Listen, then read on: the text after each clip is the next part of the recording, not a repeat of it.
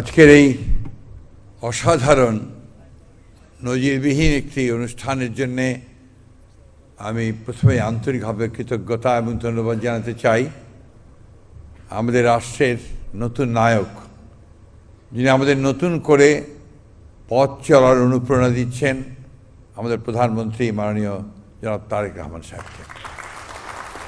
আমি আজকে এখানে বক্তব্য রাখতে হবে এই জন্য প্রস্তুত ছিলাম না, কিন্তু অভূতপূর্ব এই অনুষ্ঠানে আমি সত্যি অভিভূত। আজকে প্রথমবারের মতো আমি দেখলাম যে আমরা যেগুলো চিন্তা করতাম, যেগুলো ভাবতাম, সেটা এখন বাস্তবায়িত হতে চলেছে। বিশেষ করে নির্বাচনের পূর্বে আমরা আমাদের নিজস্ব এলাকায় গিয়ে যে সমস্ত প্রতিশ্রুতিগুলো দিয়েছি, সেই প্রতিশ্রুতিগুলো এক মাসের মধ্যেই যে বাস্তবায়িত হতে পারে, এটা আমাদের অনেকের মনের মধ্যে বোধহয় সংশয় ছিল। আমি আবারও তাকে আন্তরিক ধন্যবাদ জানাতে চাই, এবং আমার শুধু নয়, গোটা বাংলাদেশের মানুষের আস্থা আরও বেড়ে গেল আজ থেকে, যে যত প্রতিশ্রুতি শুধু নয়, বাংলাদেশকে সত্যিকার অর্থেই একটি অসাম্প্রদায়িক বাংলাদেশকে, একটি প্রগতিশীল বাংলাদেশকে একটি সমৃদ্ধ বাংলাদেশ হিসেবে গড়ে তুলতে আমাদের নেতা সঠিকভাবেই নেতৃত্ব দেবেন। গ্লিটারের টুইন লেমন ও অ্যান্টিব্যাকটেরিয়াল ফর্মুলা বাসনকে চকচকে জীবাণুমুক্ত করে আমাদের দেয় গ্লিটার গ্যারান্টি।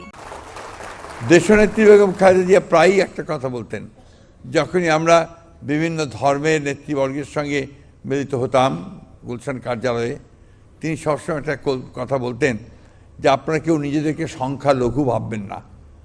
বাংলাদেশ একটা হচ্ছে অসাম্প্রদায়িক দেশ, এখানে সবাই সমান এবং সকলের সমান অধিকার রয়েছে সংবিধানে।